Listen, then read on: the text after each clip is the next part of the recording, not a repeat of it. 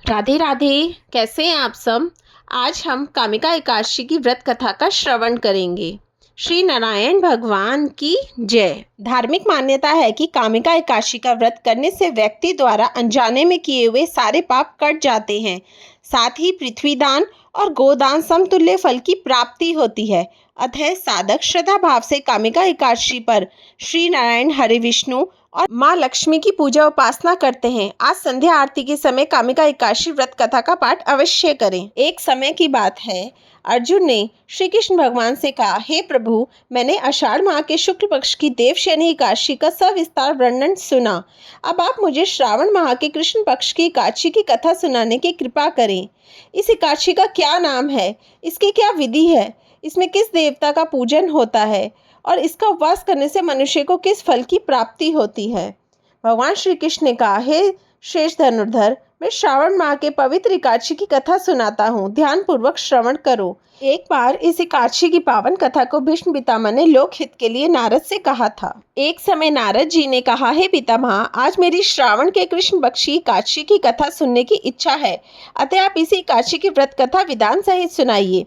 नारद जी की इच्छा को सुन पितामह भीष्म ने कहा, हे नारद जी, आपने बहुत ही सुंदर प्रस्ताव किया है।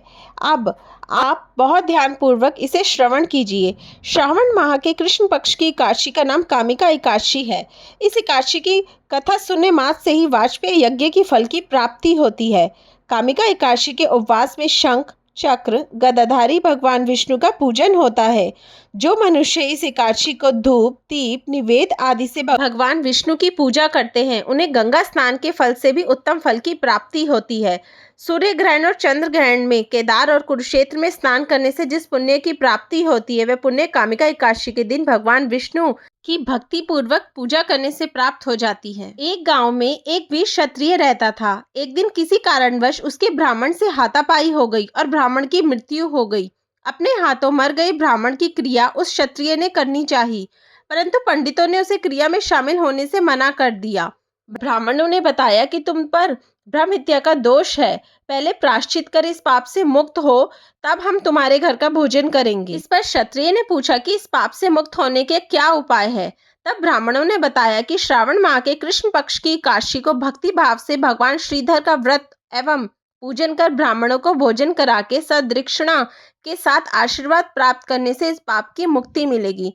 पंडितों के बताए हुए तरीके पर व्रत कराने वाली रात में भगवान श्रीधर ने क्षत्रिय को दर्शन देके कहा कि तुम्हें ब्रह्म हत्या के पाप से मुक्ति मिल गई है। इस व्रत के करने से ब्रह्म हत्या आदि के सभी पाप नष्ट हो जाते हैं और इस लोक में सुख भोगकर प्राणी अंत में विष्णु लोक को जाते हैं। इस कामिका एकादशी के महात्म्य के श्रवण व पठन से मनुष्य स्वर्ग लोक को प्राप्त करते हैं।